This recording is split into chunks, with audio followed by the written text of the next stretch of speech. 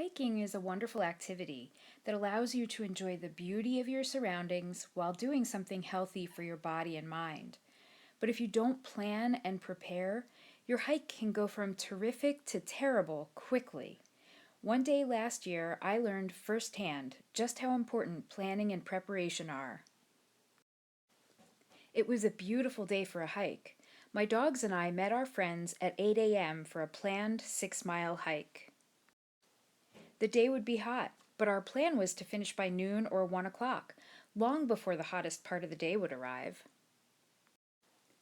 Our hiking group has a rule: no hiker goes alone, so when one of the members of our group turned back at 2 miles, we all insisted on going back with her. Back at the parking lot, some of us decided to hike 1 mile in the opposite direction from the parking lot to give us our 6 miles for the day. When we reached the 1 mile mark, someone suggested that we continue on to a beautiful overlook a few miles further. So we did.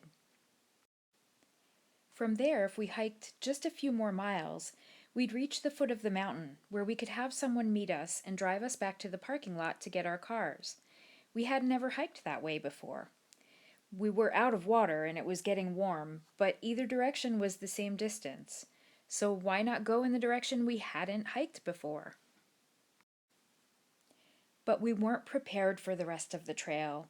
We had to scramble over rocks and up and down boulders, in the heat, with no water, and with dogs. I started feeling like maybe this wasn't a good idea, but we'd come too far to turn back. Our progress slowed. In some places, it took us nearly an hour to go a quarter of a mile on the rocky terrain. We were fatigued and dehydrated, and so were our dogs.